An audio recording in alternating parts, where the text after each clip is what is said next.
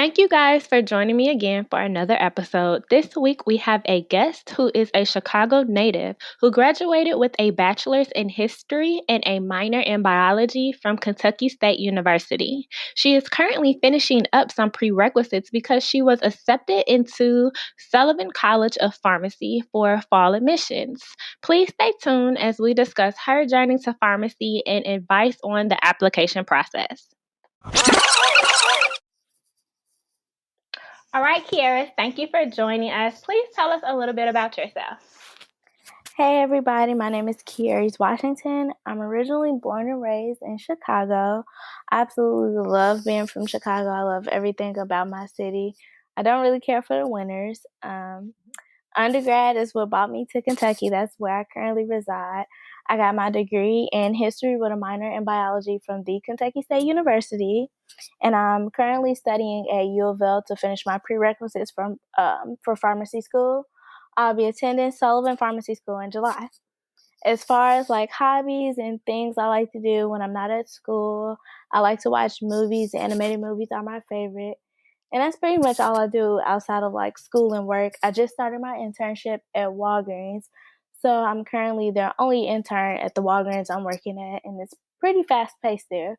We do about 1,000 scripts a day. And it's just like a lot of learning experience and a lot of learning opportunity at Walgreens, which is why I chose to intern there. And that's pretty much it. Oh, good. Have you worked at any like in a pharmacy profession like before this internship, like a Absolutely. technician or anything? That's actually what attracted me to pharmacy. Back in 2015, I had a friend, Trey, who was working at Kroger Pharmacy. And I mean, Trey, like, working in a pharmacy is not really like his type of thing, if you really know Trey. So I asked him, like, how did you even get that job? Like, did you need a certification? Like, what did you need? And he told me, no, like, whatever you need to learn or know to be on the floor, they teach you that upon hire. And I asked, were they hiring? And he said yes. So I applied. That was over winter break, fall 2014. So when I came back to school, spring 2015, I had an interviewed well, everything went great. And the next week, I was working. The first day at Kroger, I loved it. Like, I loved everything about the job. I told my mom, like, I just felt like pharmacy was for me. And then I was like, wait, let me not get too excited because the first day on any new job is never bad. You never have a bad first day. So I said, let me give it a week and see how I feel. And I mean, working at Kroger Pharmacy was like my first like real big girl job. I had another internship where I was like doing medical surveys for a major company, but nothing where I was really being hands on and using like knowledge to help other people. After that first week, I just adored pharmacy and it felt right. And that's how I knew it had to be for me. So that was 2015.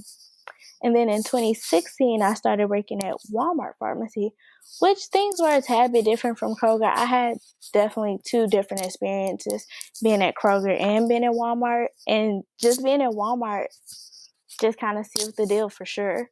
And that was 2016 to 2017. And I worked at a mail order pharmacy in between time.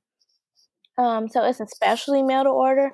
So we don't work with all medications like Kroger, Walmart, Walgreens. It's just certain medications for certain specialty diseases, and we don't interact with patients. It's literally straight mail to order. We get the prescriptions through specialty companies, box them up, ship them out, and that's the whole process. So I've seen a few different aspects of pharmacy in my short time of being in pharmacy. Oh, that's great, great. And that was actually my next question. But since you already answered that, let's go on about like I don't know if you know, but you're kind of well, I don't want to know if we're considered pre-pharmacy anymore since we were accepted, but you're kind of like my first pre-pharmacy student that has already been accepted and has still, taking classes and gonna be attending pharmacy school in the fall. So can you just tell me or the audience a little bit about like your journey to getting here? Because you said you graduated already, but you're still taking classes. Correct. So at the point where I started working in a pharmacy in 2015, that school semester had already started. So it was like too late for me to change classes or change majors or even like look into venturing into pharmacy. So I just had to stick with the classes that I had for that semester and just see what I needed to do like fall 2015 and moving forward. So met with an advisor because I wasn't like too far off. My first major at Kentucky State University was agriculture. And I killed it. Coming into Kentucky State, I thought I was going to do graphic design, but the art program there is more so studio art. So I looked to venture out into other things. Agriculture, like I said, the classes weren't great, killed all my classes. And then I said, yeah, I can't really see myself doing this forever. So I looked into genetics. Genetics was great. I loved the course. And then I looked at the hours that geneticists work, and I said, yeah, that's not going to be for me because they work like double what a normal person works in a working week. So I stuck with biology, but just not really sure where I was going to fit into the biology category. Even thought about food science. So I wasn't too far off with the classes, just a little bit. So after approaching my advisor with pharmacy, I had already taken General Chemistry 1. I mean, I did okay. The first time I had dropped the course. The second time, passed it with a C. And her suggestion was that I do nursing because the courses weren't going to be as hard as the biology and chemistry required for pharmacy. And I didn't get discouraged by it. I just let her know, like, no, that's not what I'm here for. If I wanted to do nursing, we would be sitting here talking about nursing. So after that, my advisor was canceled. Like, I never talked to her as in like on a advisee level since that day. So I did my own research. I started looking up pharmacy school prerequisites, looked at some schools that I might be interested in. Okay, let me see what the requirements are. Like, how do I need to plan my semesters moving forward? Because Kentucky State is smaller than most colleges and universities, whereas schools like I'm at now, University of Louisville, they offer classes semester after semester back to back. At Kentucky State, most of the times the situation is part one of the classes are offered in the fall and part two in spring. So if you're not taking General Chemistry 1 in the fall to take Gen Chem 2 in the spring, you're basically waiting a whole year to take that class again. So you really have to plan those classes strategic when you have the courses that only roll around once a year. We had some electives that weren't even rolling around once a year. It was once every few years because we didn't have that many science professors to offer that many electives as often. So that was that. I mean, and then it kind of got discouraging at one point, just like trying to figure everything out for myself. The teachers and professors in the biology department, they do things like zoology, food science, aquaculture, but we didn't have any professors who had been like to pharmacy school, med school, veterinary school, who really know about like getting into those fields. So I was kind of figuring out for myself. And then we got a new professor, Dr. Milton. Dr. Whitney Milton is like one of my favorite people to this day. She's been to med school, and she's one of the people that really helped me get to this point. She logged into her med school stuff, showed me what the system looked like. Like, going into applying to pharmacy school, I had no idea what I was getting into. I didn't know what the system looked like. I didn't know what I was going to need. I didn't know how to prepare, how to start even applying for pharmacy school. And she really showed me the ropes. Granted, applying for medical school is a little bit different. They're still like quite similar as far as letters of recommendation, personal statement, uploading transcripts, the courses you've taken. All of that part of it is still like the same. The logistics were pretty much the same. So finished my degree, fall 18. I kept bio as my minor because at Kentucky State, for a history major, you still have to declare some type of minor. So I'd already taken enough science classes to keep biology as my minor and still take some of the classes that I needed to, for pharmacy school and still complete the history major. So that's how I'm still taking classes now that I have a degree already, finishing up those prerequisites that I didn't take at Kentucky State. Because as a biology minor, you can pick out whatever courses you want to take as long as you satisfy the number of courses within like a level. So there's so many 200 level courses you have to take, 300 and so forth. So as long as you meet the credit hour requirement, it doesn't matter what specific courses you take within those levels. So I was kind of like picking around with the classes, so to say. We have, even though we've talked before this podcast, we have a very similar background. I have a degree in agriculture for my bachelor's, and they catered more to people going to medical school at my university. So once I declared that I was going to pharmacy school, once I finished my degree, because it was like my junior year, I might as well have just finished. The only thing that they could tell me, I mean, they encouraged me. They didn't tell me I couldn't or I should not pick that route, but they just said, if you're going to go to a graduate level program, then you might as well just take classes in the summer to kind of catch up instead of doing internships, because I had to do two internships for my degree. So very interesting. We'll have to talk offline a little bit more. Absolutely. But please tell me now, I was talking to a few classmates and a few people of my little Instagram friends about like this in between year. Like you're still taking classes kind of, but you already have a degree, but you've been accepted into another program. How is this like semester going for you? Well, I'll step back for a second because gap year or like that in between time can look different for people. I've had a peer who graduated with her degree in chemistry from Kentucky State, and she had a 3.8 GPA. And you would think upon graduation she would be going straight into her program, but her advisor encouraged her to take a gap year, take a year off, to study for the exam, then take the exam and apply for your program, when she was more than capable of taking tests and applying for her program in her junior year to go straight through. So you do have some people who are like, I have all the prerequisites for my program, I just haven't applied yet. So for me, the way Sullivan works, which Sullivan was the only pharmacy school I applied to. I knew that's where I wanted to be, so I walked out on faith and only applied to that school. I wasn't going to make a backup plan. I feel like if you make backup plans, you're already preparing for plan A not to work. I'm like, we'll talk about other plans or explore other options if this doesn't work out. So I was solely looking at what are Sullivan's prerequisites? What are they going to require me to have when I apply? So the only thing about Sullivan was that where school starts in July, all prerequisites have to be finished by May 30th prior to starting school. So I looked at the prerequisites that I had already and mapped out what I had left to take and saw, hey, I'll be done in time for May, so it's okay for me to go ahead and apply. And so when you do that and they accept you after like the interviewing process, it's kind of like a contingency. Hey, you're accepted. You're going to come here in the summertime, but that depends on you passing all of your classes leading up to this point. So I applied for Sullivan last summer. Let's see. My interview was the beginning of October. It took me less than a week to find out if I was accepted, because what Sullivan likes to do is say today was my interview for Sullivan and the group 2 that's interviewing is next Friday.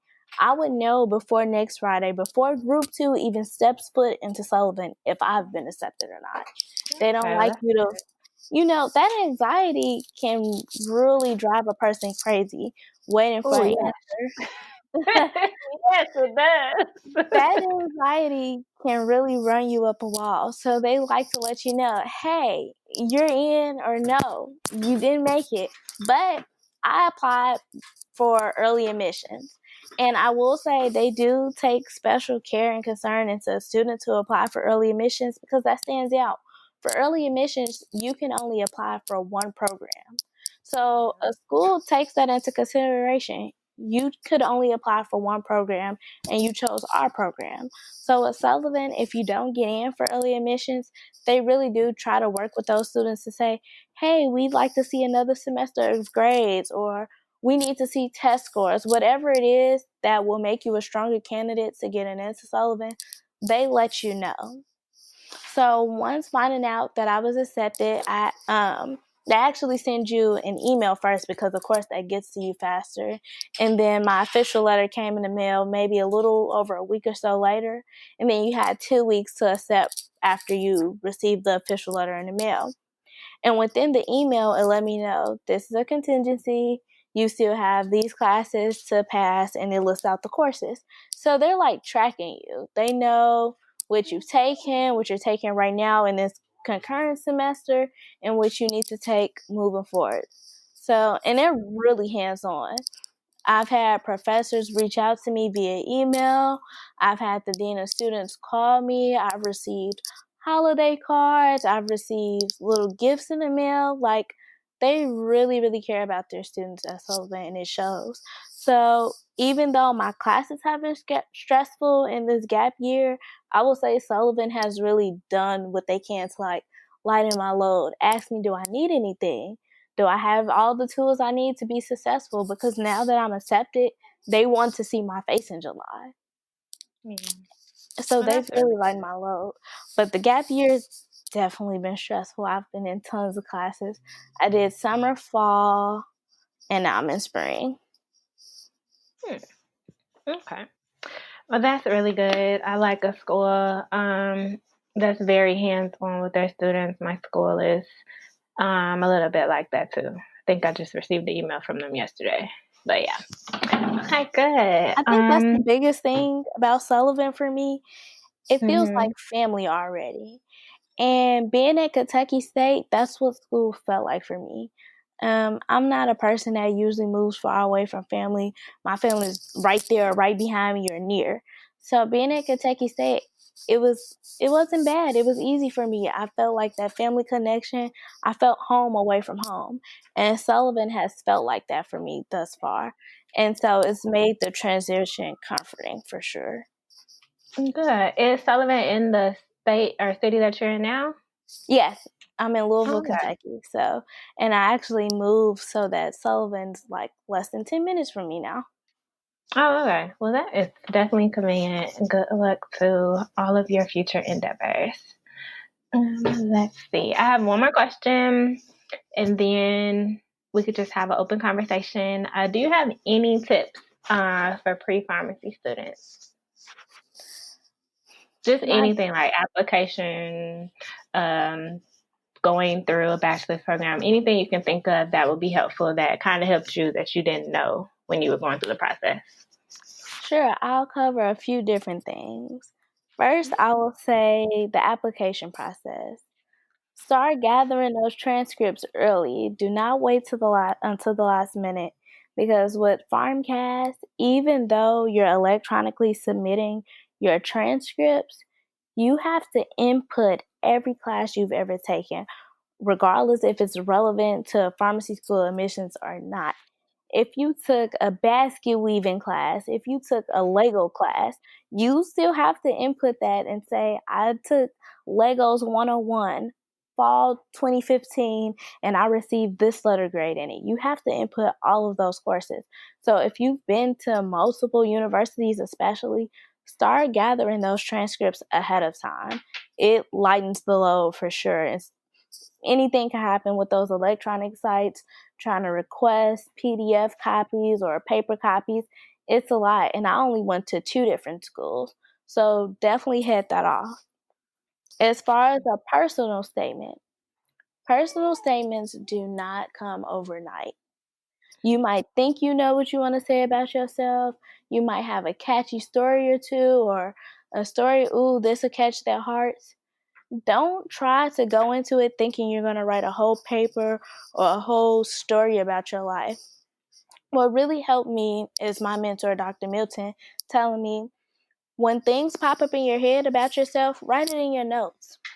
It might be a quote, a saying, a snippet of a story, a situation, something that relates to the program you're trying to get into that shows that you're a standout student. Just type it in your notes, because every story might not make the cut, but it's those little pieces that'll bring the whole personal statement together. Don't sit down and think, I'm about to crank out this personal statement. it does not work like that. It's no way to really just sit down and I'm 24 going on 25. There is no way for me to just sit down, look at my computer, and in so many characters summarize my 24 years so that they really feel me when they read this paper. There was a bunch of different tidbits in my life that made that paper. Some pieces from a long time ago, some things that are more so recent. You don't know how your story is going to come together. So write out those little pieces, type them in the notes, and that's what's going to bring the whole thing together. I would say also don't get discouraged. If you have D's on your transcript, even F's, don't let that discourage you. Sometimes schools aren't looking to see if you got all A's and B's and maybe a few C's. Sometimes schools look at it and say, okay, yeah, spring 2016, she really had a bad semester. But look at fall 16. Look at that summer 16. Look at spring 17. She really did her thing. So whatever happened spring 16, she clearly overcame that and did what she had to do to bring it back home. So don't let a bad grade or two say, oh, I don't think I should apply to my program because I got a couple of bad grades. Nobody is perfect. And I hope anybody on a committee looking to review applicants thinks that any one applicant is perfect. It's okay if you messed up. We all messed up. I messed up a couple of semesters. There was one semester I took an aquaculture course online, and at that time, that was my first online course. All my classes were in class. And for that class, I wasn't getting reminders saying, hey, you have a reading this week or you have a quiz this week. And I got an F in that course. I had this fat F on my transcript and ended up retaking aquaculture years later, same online course, and I got an A that second time around. So don't always look at a D or an F or a failure or not doing as good as you wanted to do it in a course as a bad thing. Schools want to see that improvement. I mean, because in a professional program, things come up, things might happen, and a school wants to know if something comes up in his or her life, how are they going to come back from that? So don't always worry about the shortcomings. Testing techniques, I don't have a whole lot on that. I test well. I didn't take the PCAT. The PCAT isn't required for Sullivan. If you want to apply for scholarships at Sullivan, a test score is required, but it doesn't have to be the PCAT. So myself, I took the GRE. And so once I did really well on the GRE, I didn't even take the PCAT because it wasn't required and it wasn't necessary for me at that point. But I think taking the PCAT is probably like most standardized tests. Don't stress out about it. I mean, review content, review the material. I was once looking into taking the PCAT, so I know there's materials out there. It's public information to see that, okay, this is the breakdown for the PCAT. This much general chemistry is on it, this much math, organic, biochemistry. There's the complete breakdown. So you know that if you're weak in these areas, these are the areas you really need to focus on because this is a majority of the test. That information is out there. Use it. Use it to prepare wisely. I mean, these tests cost way too much money to pay for the test and have to keep taking them over and over. So definitely use the resources for you. And again, application-wise, I started working on my application before that PharmCast cycle had even opened. Look at the requirements. If you know the schools you're applying for, they might only require 2 letters of recommendation, but PharmCast allows you to upload 4 letters. So I had 4 letters of recommendation, even though Sullivan only wanted to see 2. Because, hey, 3 and 4 might say some things that 1 and 2 didn't say about me. And if 4 people can make strong statements about me and support the kind of person and student I am, that looks better to the school. So start working on that early because the requirements don't change. So why wait till the last minute and stress yourself out? Start on that stuff early. Like I said, my personal statement did not come overnight. My personal statement was actually the last thing I needed to upload. All my letters of rec were in there except for 1 letter. So the personal statement is really the bulk of figuring out the application. how are you going to sell yourself? For PharmCast and applying for pharmacy school, you only get one letter. You don't get to submit different letters to different schools. You upload one letter in all of those schools in that application cycle, that is the one letter they'll see. So you want it to be who you are. You want it to say, this is me. This is what I can bring your program. This is what your program has to offer me. This is why I'll be a standout in your program. That matters. So start getting on top of that ahead of time. Definitely. You just reiterated a bunch of stuff I said in my application and my interview episode. So you guys hear that I wasn't just playing about what I was saying. It's a real thing. So make sure you get on it. But that's all the questions that I have. Is there anything else that you would like to add or say about yourself or just anything? I will say as far as like plans, make sure you have plans. Yes, you'll go into your professional programs. The job markets will be booming and there will be opportunities, but make sure you have a plan. Don't just think, okay, I'm going to graduate, these jobs going to come flowing in. I mean, they will, but it's better to have plans. Like right now, I haven't even started pharmacy school. I won't graduate until 2023, but I know I'm planning on doing a residency for sure. I don't know if my residency will be here in Kentucky or do I want to move before I start residency, because I do know I don't want to stay in Kentucky. I just haven't determined if I'm moving before or after residency. But there's a start, because, hey, if I'm considering moving for residency, okay, let me look at some places. Where am I thinking about moving? What are the residency options out there? Have a plan, because if it doesn't work out, it's not like you're completely caught off guard. You haven't started trying to figure things out. So definitely have a plan for what you're going to do after graduation. And I mean, residencies for pharmacy are getting competitive because you can't work in hospital settings now without having a residency. And what a lot of people like that are getting into pharmacy, younger people, so to say, what they don't realize is older people, they're starting to apply for residencies too now. We're talking about people who have been pharmacists for 20 plus years, and they started working in pharmacy during a time where you didn't have to complete a residency to go in the hospital. You could graduate and go straight into a hospital. And now that they want those kind of jobs and want like a change in their career lifestyle, they're applying for residencies. They're taking that step back, going back for a year to get those jobs. So it's not just like new pharmacists that are applying for residencies or recent graduates. There are people who've been doing this that are looking to switch up. So that's even more competition. So have those plans together. I mean, Yeah, and me personally, I'm trying to get back into the military. I was in the military before, and I wanted to pay for some of this school, and pharmacy school isn't cheap. And so I know I need to start looking at those programs immediately, trying to do a residency and then get into a VA hospital. Being in VA hospitals is competitive. So now that I already know that's something I want to do, I'm kind of getting a leg up on people who are likely to apply when I'm applying, because they might not have started looking at that stuff. We're talking about something that I'm going to be doing in 2023, 2024. I'm already thinking about it. What are my graduation plans? Where am I going to be? What am I going to be doing? Where do I fit in the grand scheme of things? That's important to think about, even in a growing field. Don't let the mentality of, I'm in a growing field, jobs are popping, it's booming, the checks gonna roll in, I'm about to get a bag. Don't let that mentality set you back, because you're gonna think you're rolling into a bag and you're gonna be rolling back to mama and daddy house because you didn't have any plans.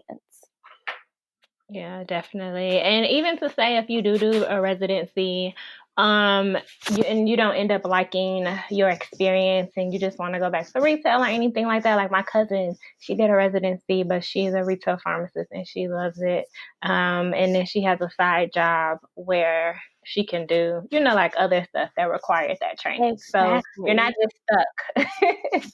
And I'm sure the fact that she completed a residency, that made her look more competitive than other people who might have been applying for the same job position as her in a retail pharmacy. Oh, she's done a residency, so she's done a couple of other things. She's probably had her hands on compounding into specialty meds and who knows what else. It really makes you look like a competitive applicant. Yep. Yep. Oh, and plans. Let me add to that. Plans are really important to think about because I know I'm thinking about other stuff besides hospital pharmacy. I know I want to specialize in oncology. Yeah, that's not something I plan on doing while I'm younger. It'll probably wait till after I have kids and things like that to be working around oncology medications.